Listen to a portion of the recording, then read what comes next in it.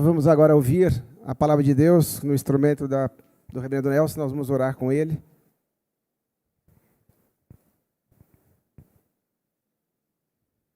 Esperar as crianças subirem lá.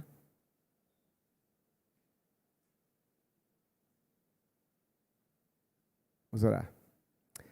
Querido Deus e Pai, mais uma vez, nós desejamos ouvir a Tua voz. E o instrumento Teu é o reverendo Nelson, que Tu ilumine o coração, a mente desse Teu servo. E que, através dele, Tu abençoes o povo que aqui está. Ouvirmos a Tua voz, guardarmos a Tua voz, apreendemos em nossas mentes e corações a Tua voz. E sermos transformados, edificados e incomodados, Senhor Deus e Pai, por essa Tua palavra, para que Tu continues a ser o nosso Senhor, o nosso Rei, o nosso Redentor, aquele que cuida de cada um de nós. Faça isso, nós rogamos, nós pedimos em nome de Jesus. Amém.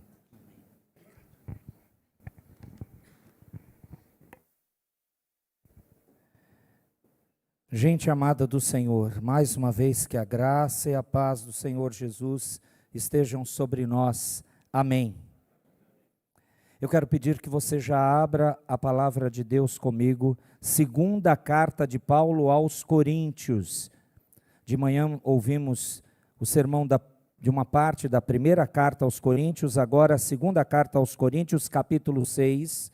E eu peço que você separe com seus olhos os versos de número 14 até o final do capítulo 6 da segunda carta, e nós vamos ler o verso 1 do capítulo 7.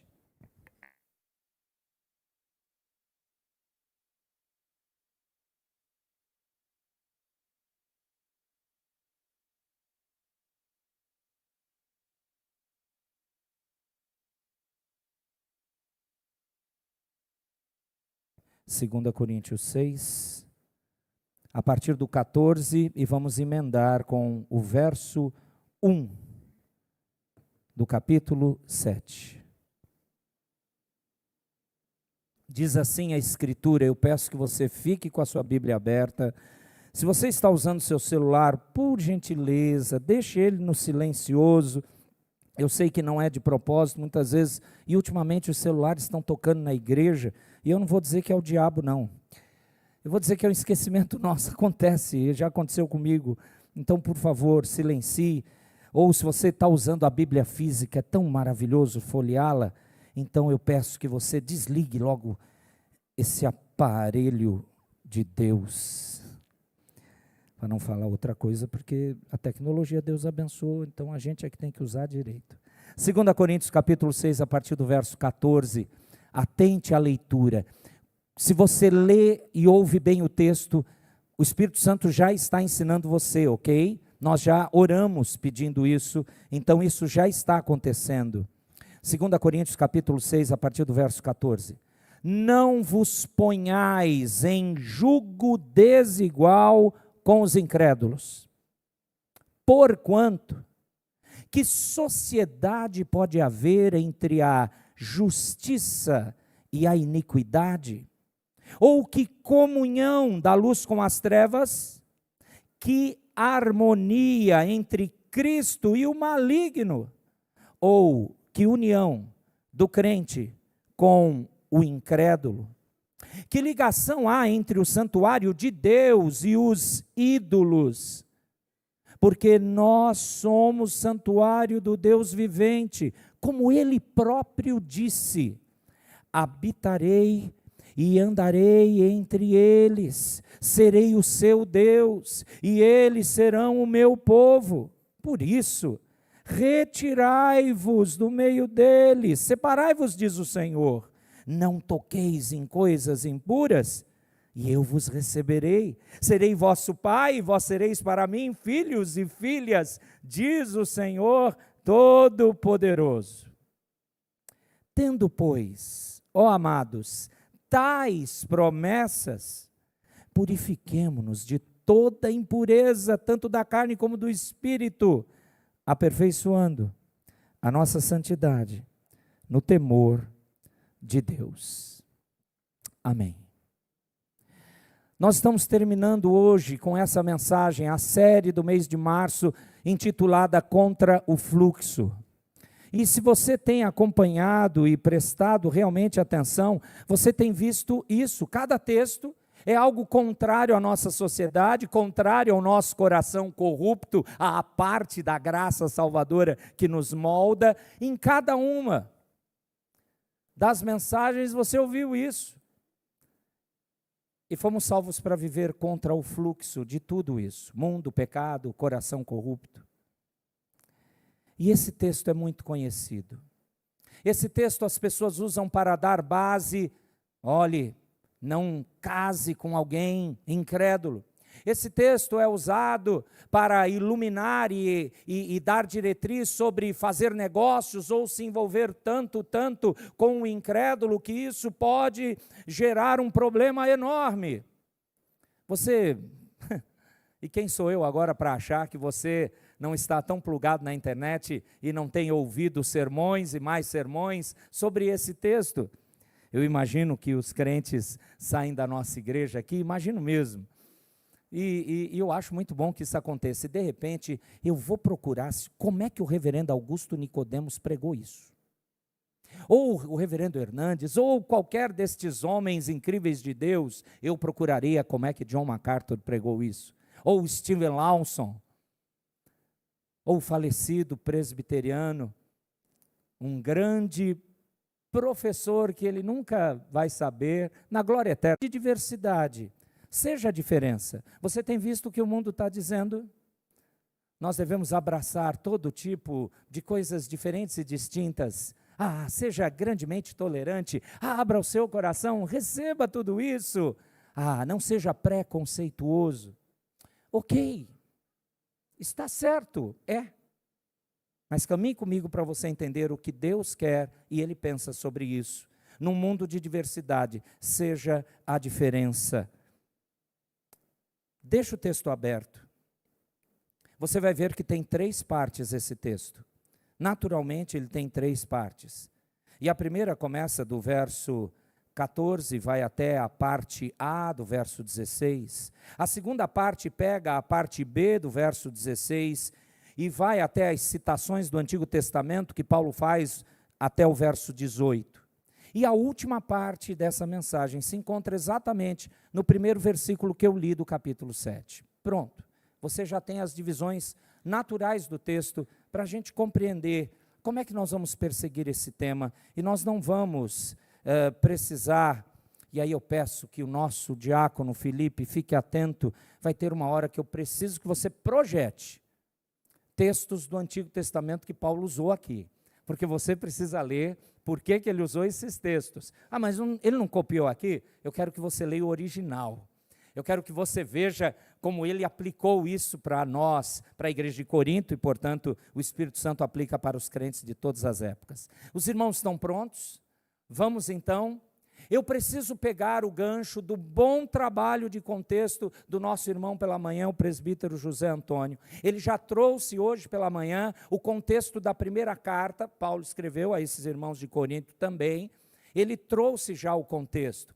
E, portanto, eu só quero relembrá-los que a realidade da igreja de Corinto é a mesma da primeira carta, envolve também a segunda carta. Aliás, a gente precisa sempre lembrar, os comentaristas bíblicos, eles afirmam que Paulo escreveu 4 cartas. 4 cartas para essa igreja. Sim, uma igreja muito amada? Também, mas uma igreja problemática? Com certeza.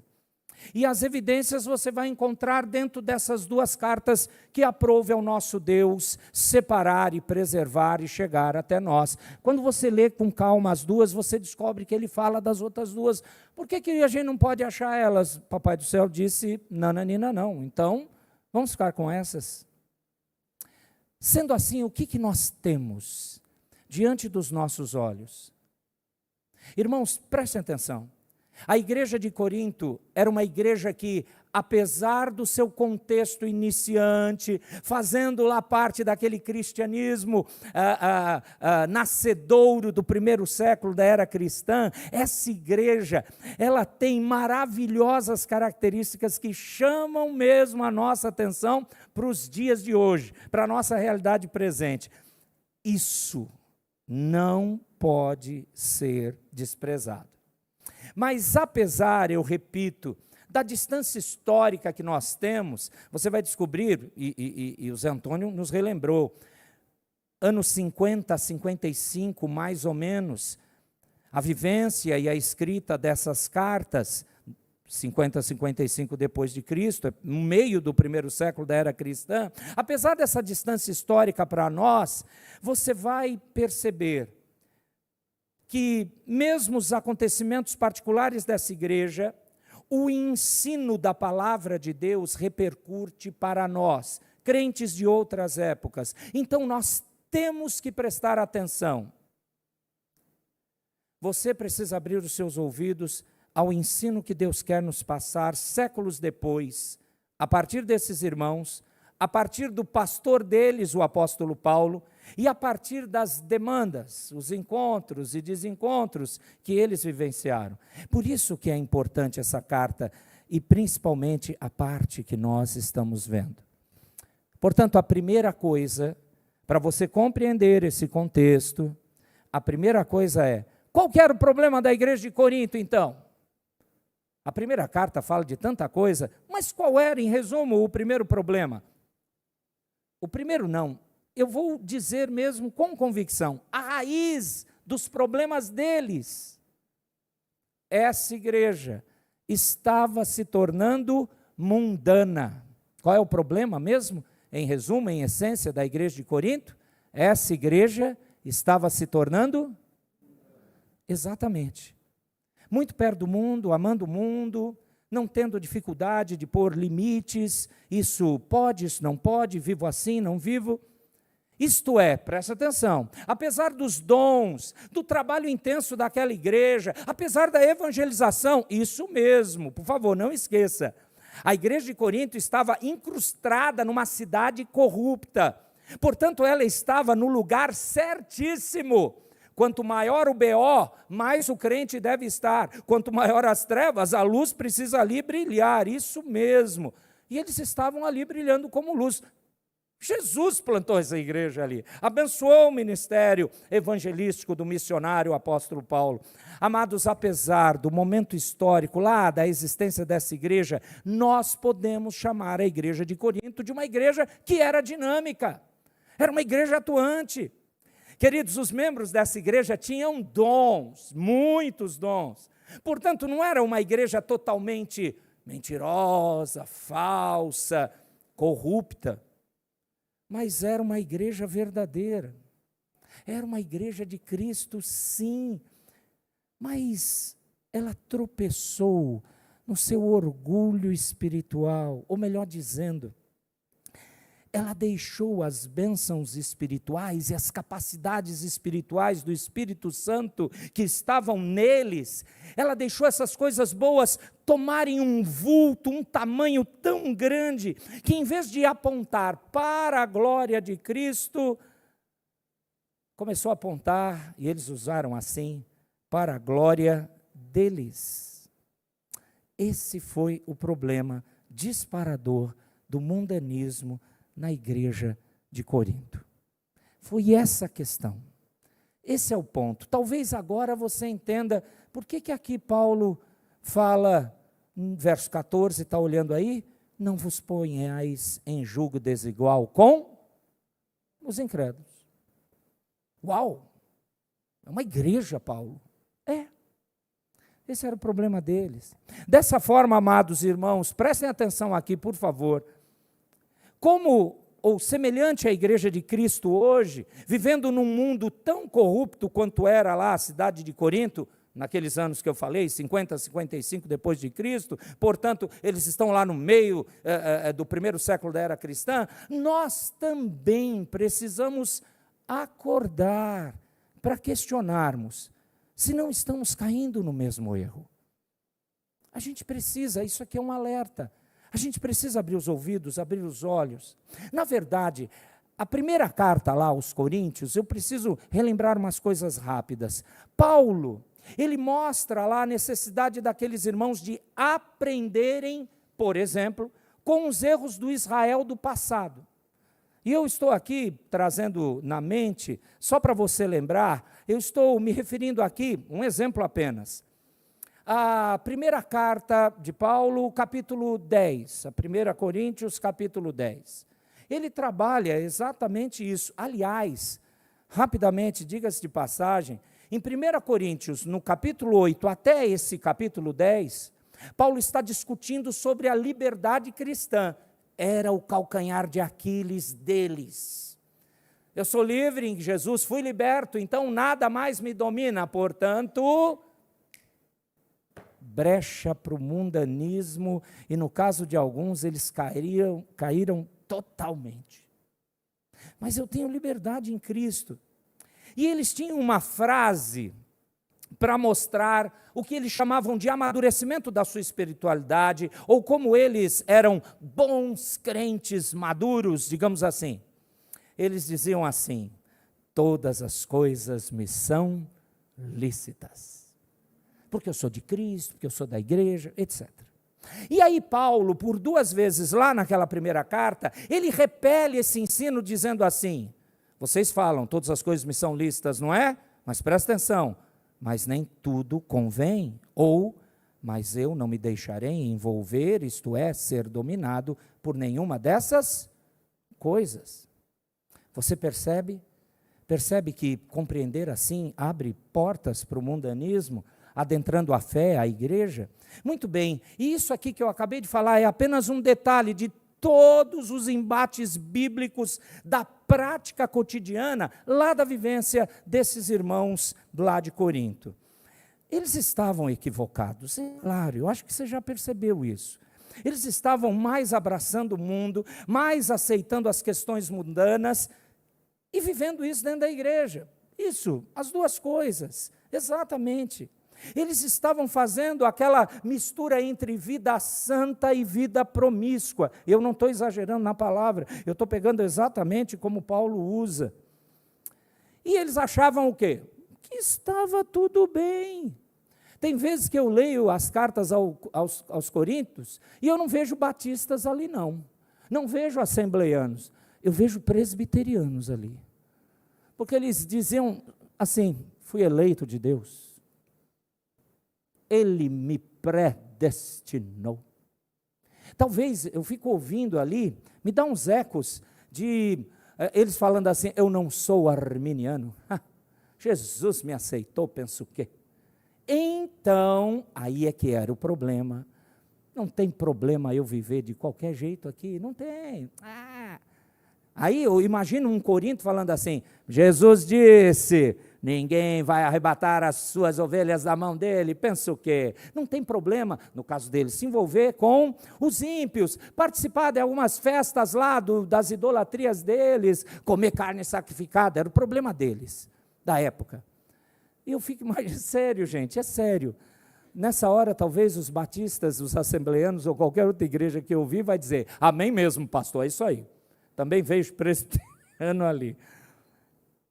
Eu estou dizendo que muitas vezes, grandes bênçãos da profundidade da palavra de Deus, mal usadas, podem corromper o nosso coração, como aconteceu com aqueles irmãos. E é evidente que eu tenho que falar do nosso arraial, da nossa tribo, porque falar dos outros é fácil, muito gostoso, não é? Descer a lenha nos outros, principalmente se os outros não estão ouvindo, e a gente chega lá e fala mal, e diz: ele não sabe o que está fazendo, mas nós sabemos. Irmãos de Corinto, dá um desconto para eles. Pois bem, como eu disse, esse era um detalhe que mostrava isso. Eu podia falar, por exemplo, que alguns não queriam seguir pessoas. Tinha os grupos que exaltavam pessoas. Eu sou de Paulo, tinha gente a favor de Paulo. Eu sou de Pedro, eu sou o Pedro, Cefas, né? Eu sou de Apolo, porque Apolo era eloquente, o grego eloquente. Queria ouvir esse camarada pregar, mas não tem nada registrado na Escritura. Mas a Escritura diz que ele era muito eloquente. Mas tinha gente que dizia assim: nós seguimos a Cristo. E eu já disse para os irmãos em outra ocasião, ou vocês já ouviram em algum lugar, alguém falando assim: esses de Cristo eram os piores. A primeira carta, então, realmente, ela é recheada desse tipo de luta, de embate. E Paulo teve que enfrentar isso, irmãos, para corrigir aquela igreja, trazê-la para os trilhos da palavra de Deus. Mas veja, essa segunda carta. Nessa segunda carta, ele continua como pastor mesmo, tentando trazer as suas ovelhas para ouvir a voz da palavra de Deus. Ele continua assim. Havia crentes fiéis ali. Entenda isso é maravilhoso para nós.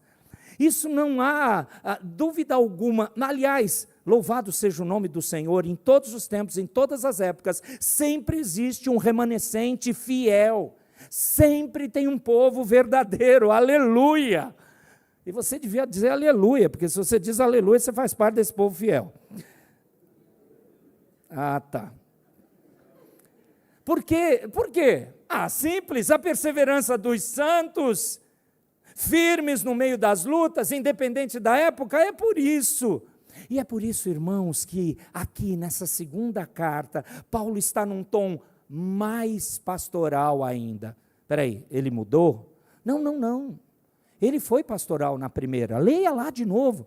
Na segunda, ele quer mais se achegar, ele não quer perder aquele povo, ele quer manifestar e crer que sim, Deus tem um propósito incrível para com eles. Ele não abandona aquele povo. E é muito maravilhoso você descobrir isso. Esse lado mais ainda pastoral de Paulo. É incrível isso. Tinha crentes de verdade lá. Sabe o que é maravilhoso? Ele quer que aqueles irmãos abram seus corações, repensem o seu cristianismo. E eu já estou falando aqui do início do capítulo 6, aqui da segunda carta, que nós não lemos, é o contexto chamado contexto próximo. Se você lembrar aí do início dessa carta, desse capítulo 6, pode passar os olhos, eu não vou ler. Mas ele vai continuar, o apóstolo Paulo, a falar da cooperação que ele tem, junto com a obra de Cristo, é claro, para o ministério do quê? Da reconciliação, esse é o ponto. Ministério da reconciliação. Amados, aqueles crentes precisavam se reconciliar com seu pastor, aqueles crentes precisavam se reconciliar com o caminho correto da vontade de Deus, e portanto, irmãos, aqueles crentes, eles precisavam se reconciliar com quem? Com o próprio Deus, é isso mesmo, e é esse ministério que Paulo invoca, na verdade, desde o capítulo 5 aí da segunda carta. Ele, desde o início do capítulo 5, e ele vai repetindo no início do capítulo 6, é exatamente isso. E o apóstolo Paulo, ele diz que nessa caminhada, nesse pastorear daquela igreja trabalhosa, digamos assim, ele se entregou na busca da reconciliação. E aí, sabe o que ele vai falar? Ele vai falar das coisas que passaram aqui, 2 Coríntios 6, dá uma olhada dos versos 4 até o verso 10. Ele fala ali, e você tem aqui nesse trecho de verso 4 a 10, você tem aqui aquelas listas famosas de Paulo, semelhante a outras listas, falando de lutas, dores que ele passou em prol do Evangelho. Né? Se você está passando os olhos, dá uma olhada no verso 5, nos açoites, nas prisões, nos tumultos, nos trabalhos, nas vigílias, nos jejuns, eu vou parar aqui, é luta, você quer moleza? Não seja crente, se engane no mundo, tudo bem que o juízo vai chegar para você, mas é isso. E ele está de novo falando isso, em prol do Evangelho, em prol da alma de vocês. E isso tudo era para provar que eles estavam se entregando e se gastando para que aqueles irmãos de Corinto voltassem para onde? Para Deus, para a palavra. Irmãos, é esse tipo de problema que sempre assaltou a igreja de Cristo em todos os tempos, em todas as épocas. E a nossa época não é diferente. Olhando de forma geral, você vai ver isso. Então, não é diferente hoje.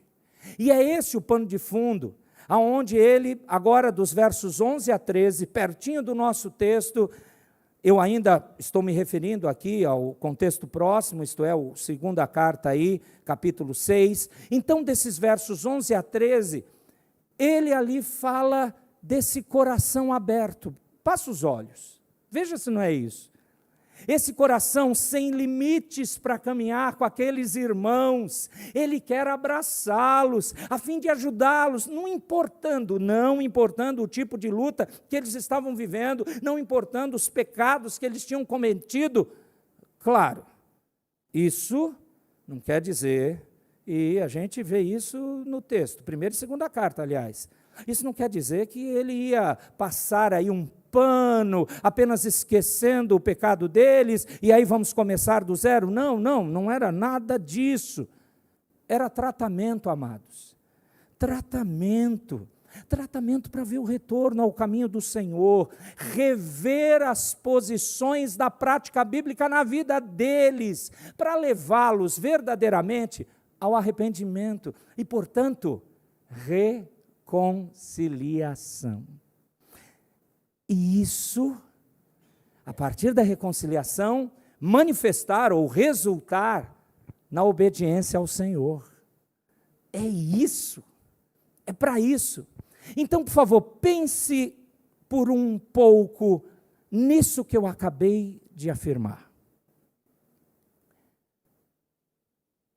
Não é exatamente isso que toda igreja de Cristo deve viver? Rever suas posições bíblicas, ser levado sempre ao arrependimento e à reconciliação com Deus, mútua entre os crentes e com Deus, para resultar na obediência ao Senhor? Não é exatamente isso. Uma vida de arrependimento, uma vida de constante retorno à palavra, uma vida de obediência. E essa é exatamente a luz brilhante que glorifica a Deus e, portanto, ilumina as trevas daqueles pecadores ao nosso redor, que, como nós no passado, hoje eles ainda estão perdidos. E, portanto, a transformação que Cristo faz em nós, isso também é o nosso testemunho para com eles. Em outras palavras, é essa a diferença de ser salvo em Cristo.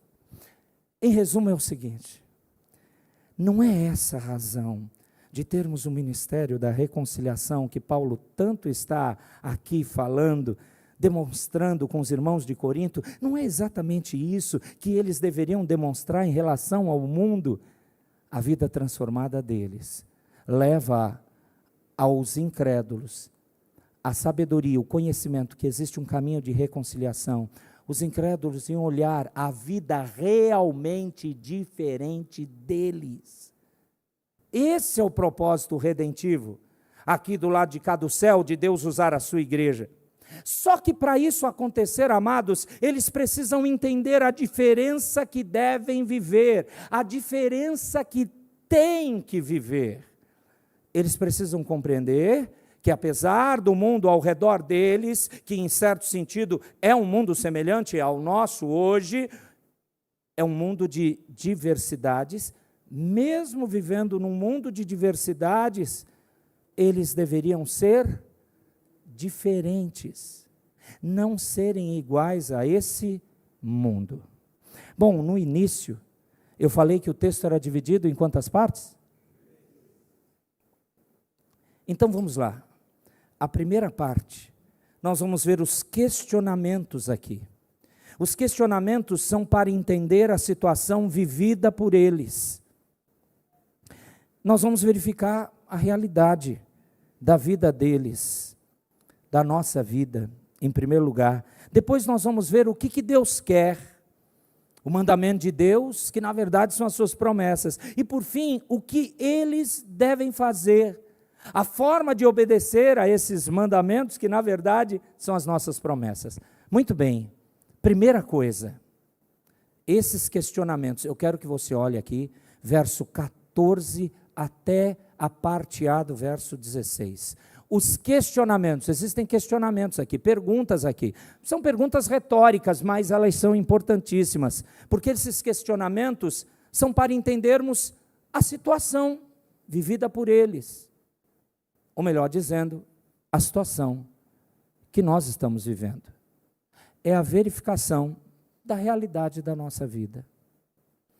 Então, se você está olhando aí, 14 a 16a, primeira coisa que você vê, cada um desses questionamentos tem uma única resposta, e a resposta é não. Olha só, existe uma sociedade com a justiça e a iniquidade? Não. Existe comunhão da luz com as trevas? Não. E essa harmonia existe entre Cristo e Satanás? Muito menos não. Existe união do crente com o incrédulo? Não. Que ligação existe entre o santuário de Deus e o santuário dos ídolos? Nenhuma. Percebeu? Agora, por favor, preste atenção aqui, por gentileza, meus irmãos, isso é maravilhoso.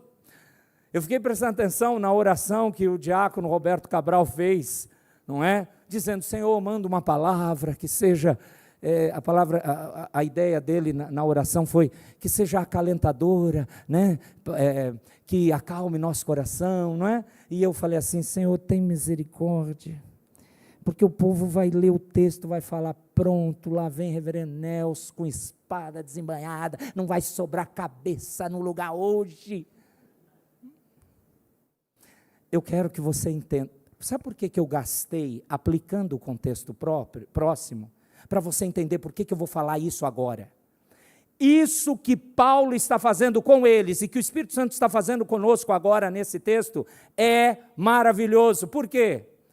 Por que Paulo está trazendo isso? Não é simplesmente uma exortação, uma correção, não. Ele não está trazendo vara de disciplina aqui, não é. Ele está dizendo que maravilhosamente não temos mais ligação com o pecado que nos condenava ao inferno, não tem mais. Ele está dizendo que não temos mais as trevas que cegam os nossos olhos para vermos quem Deus é. Não tem mais isso.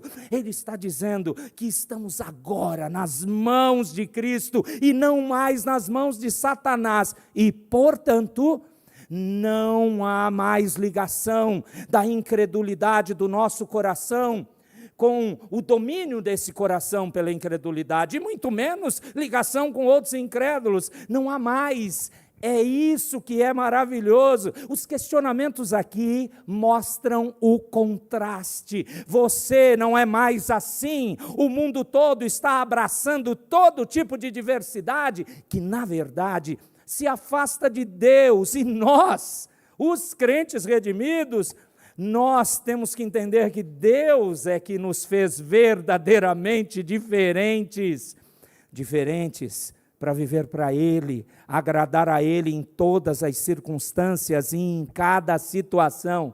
Diversidade, nós conhecemos. Nós somos diferentes em Cristo e por causa de Cristo. Agora, de propósito, eu pulei o início do verso 14. Dá uma olhadinha. E é a segunda coisa que nessa primeira parte eu quero destacar para você. Como é que Paulo diz? Não vos ponhais em julgo desigual com os...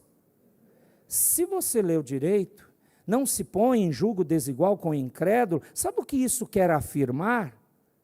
Que não há como ficarmos mais em paralelo, andando da mesma forma, pensando do mesmo jeito, como as pessoas perdidas.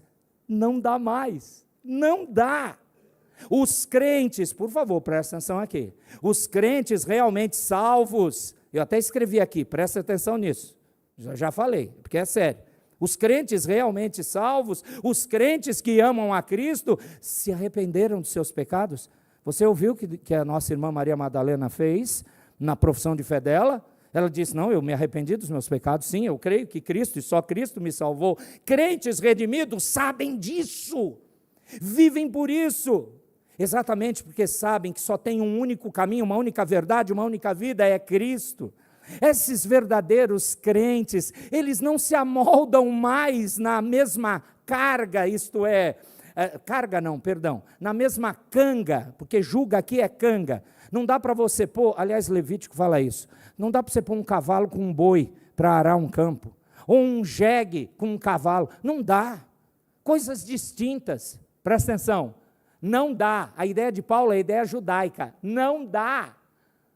Um crente verdadeiro não tem mais condição de ser um crente perdido. Aleluia! Exatamente porque Cristo fez uma obra completa. Paulo está falando isso, e eu perdi aqui a linha, achei. Preste atenção. Recebendo, por exemplo, o mesmo peso, tentando buscar a mesma forma e sentido de vida do perdido, que ele nunca encontra. O que não ama a Deus, aquilo que ele está fazendo, não dá mais. A ordem do início, presta atenção, a ordem do início do versículo 14 é algo óbvio, claro, luminoso para os crentes. Isso quer dizer que crentes verdadeiros não conseguem mais pensar como o mundo, agir como o mundo. Você pode até ter aquela tentação, pecar com coisas desse mundo, mas você vai se arrepender, você vai voltar, você vai obedecer, porque Deus fez uma ligação contigo, e a sua preocupação é com a opinião de Deus, não do mundo ou de quem quer que seja. O oposto, eu preciso dizer, o oposto é verdadeiro. Quando não tem arrependimento, quando o coração é duro, quando a desobediência é notória, e portanto a própria pessoa não vê isso, é porque ela nunca foi salva. É verdade. E igrejas como a nossa, pode ter gente assim. Pronto. É isso. Mas eu não quero falar dessas pessoas aqui. Repare, Paulo aqui está mostrando àqueles irmãos de Corinto, e portanto a Bíblia está nos mostrando para nós hoje, que nós não temos como entrar no mesmo jugo, numa mesma forma de vida como os incrédulos, e isto é desigual. Está aí a palavra, muito bem traduzida. Nós vivemos agora por causa da obra salvadora de Cristo, não por qualquer coisa que façamos. Existe sim a diferença.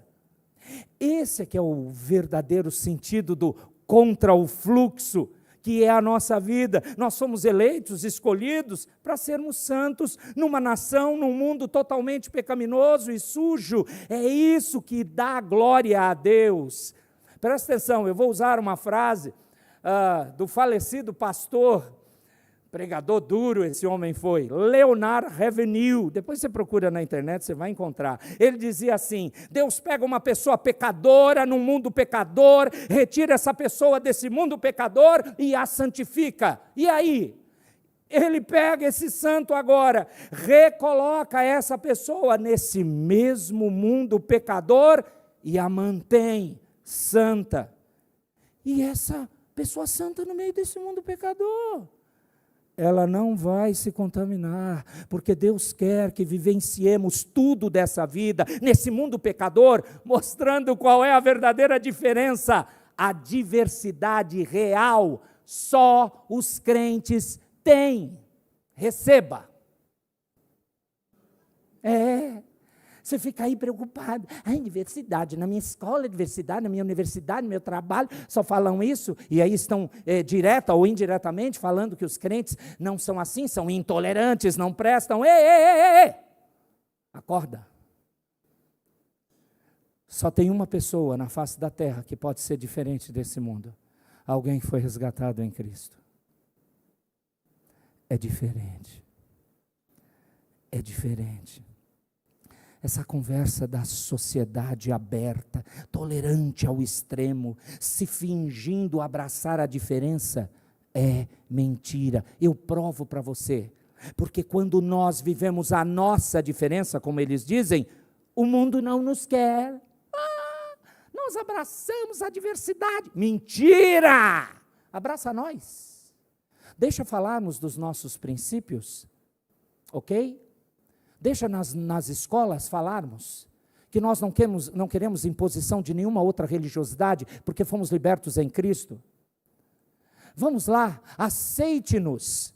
Quando nós queremos trabalhar para a glória de Deus e não nas falcatruas das corrupções das empresas desse mundo. Vamos, abraça-nos, quando nós amamos casamento de um homem com uma mulher e ponto. E que nós queremos criar filhos, e se a gente quiser educá-los dentro da nossa casa, com homeschooling, ou seja lá o que for, isso não tem obrigação o Estado de me dizer o que eu tenho que ensinar para o meu filho. Vamos lá, vocês não são da diversidade? Receba. Agora você viu, né, aquele sei lá o que, de um camarada dizendo, receba, não sei o que pedreiro, deixa para lá. Matei a charada. Deixa eu voltar aqui que eu já perdi a linha de novo. Jesus, eu tenho que correr, presta atenção. Isso aqui é uma mentira, o mundo não nos quer, e Cristo já havia falado isso, e é por isso que querem nos calar, sempre quiseram, ok? Querem impedir o nosso evangelho de ser propagado, não querem vidas santas e libertas. Olha o celular aí, eu falei para dar uma desligada. A verdadeira diferença está naquele, presta atenção, naquele que foi resgatado por Cristo, ok? Entenderam o primeiro ponto? Esses questionamentos são assim. Segundo ponto, presta atenção. O que Deus quer? Agora eu quero que você olhe a parte B do verso 16. Eu já falei do 14 até o 16, parte A. A parte B é aquela que começa, porque nós somos santuário do Deus vivente. E aí, Paulo fala de textos do Antigo Testamento. Filipe, fica pronto aí, irmão. O que Deus quer é a segunda coisa. O que Deus quer, ou, para entender isso, o mandamento de Deus, na verdade, são as suas promessas. Agarre-se a isso. Ele quer que relembremos a verdade. Somos santuário do Deus vivente. O crente é. Você diz, sou de Jesus. Você é santuário do Deus vivente. Cristo Jesus, Ele não faz uma obra apenas externa, isto é, pagar o preço dos seus pecados no seu lugar, portanto, Ele nos transforma de condenados a perdoados, mas também Ele nos tira do domínio do pecado, Ele nos transforma, agora sim, de dentro para fora, na aplicação do quê? Do seu Espírito Santo que vem habitar em nós, vem viver dentro de nós, para então podermos, amados, obedecer a palavra. É o Espírito Santo que convence você da justiça, do juízo, do pecado. É Ele que vai moldando e mudando aqui, seus princípios de mente. Ele te transforma de dentro para fora. A voz, portanto, interior, nossa, não é aquela voz que só nos molda para nos conduzir ao pecado. Agora é uma voz que nos faz ouvir as preciosidades de quem Deus é. E saber quem Ele é, o que Ele faz, o que Ele fez, e portanto por causa disso, Ele muda a nossa mente, Ele muda o nosso caráter, e o resumo é que aquela famosa frase, começamos a amar o que Deus ama, vai ser verdade, e começaremos a odiar o que Ele odeia, vai ser realidade. É isso que você, crente, precisa ver na sua vida. Você está vendo isso na sua vida?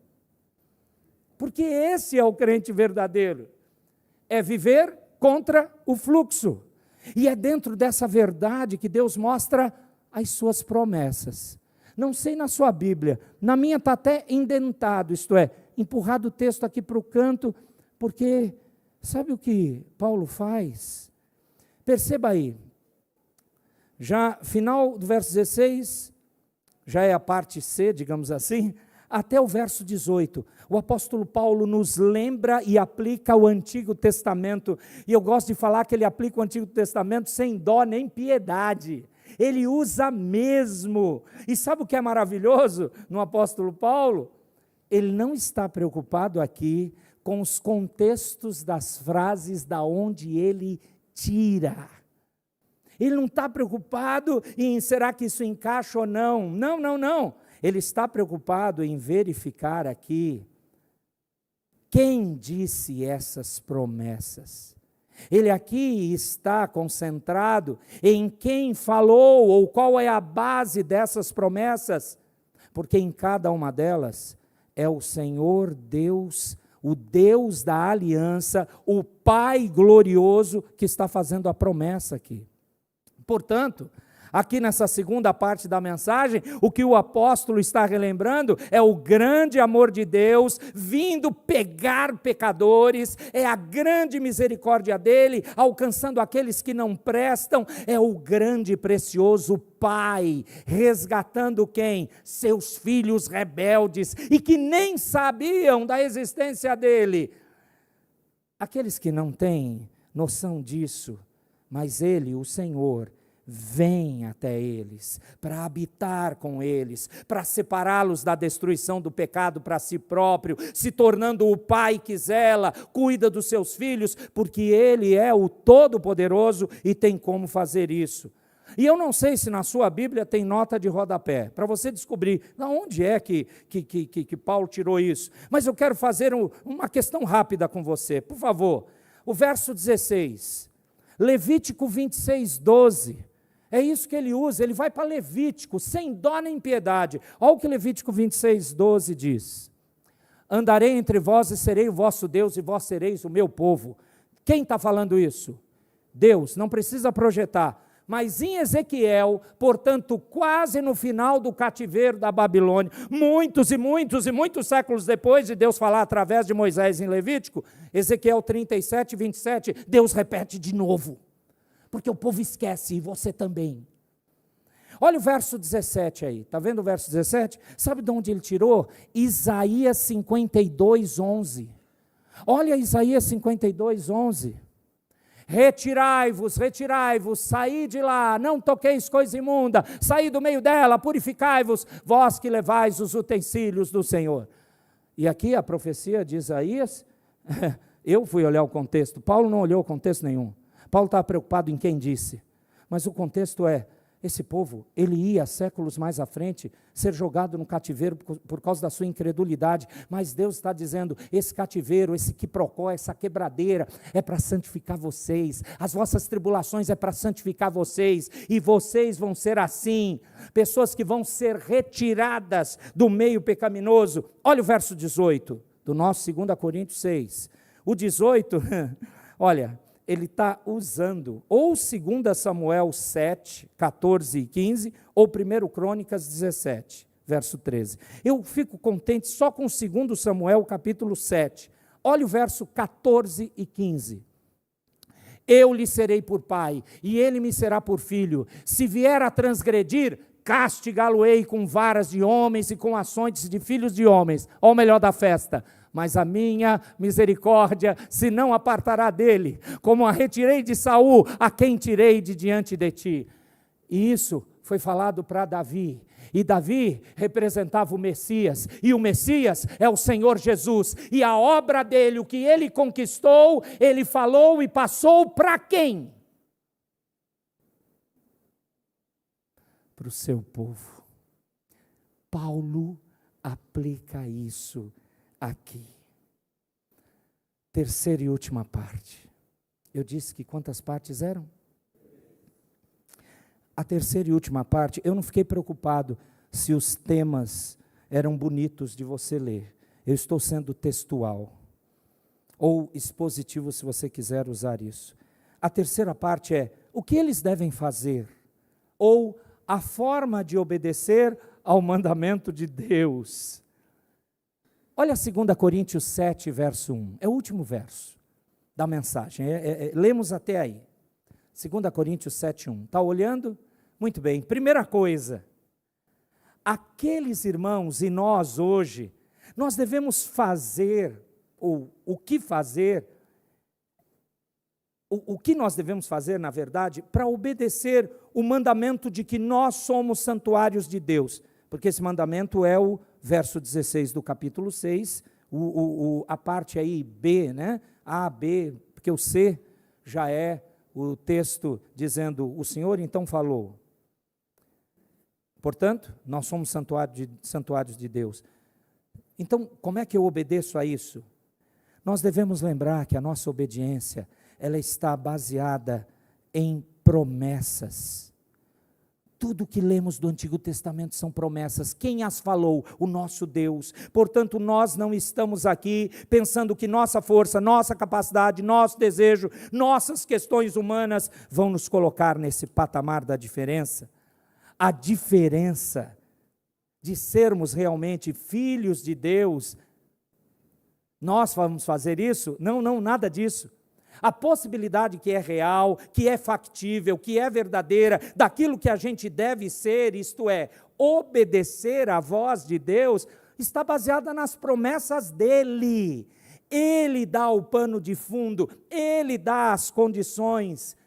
Por isso que em segundo lugar aqui, nesse verso do capítulo 7, o verso 1, a segunda coisa é que nós devemos nos basear na promessa, ou melhor dizendo, nas promessas. Nós devemos nos purificar de toda a impureza, diz esse verso 1 do capítulo 7. Nós devemos fazer isso olhando essas promessas. Lembremos que isso já foi feito na cruz por Cristo. Ele nos tornou o povo do Senhor, Ele nos separou, Ele nos ligou ao Pai eterno.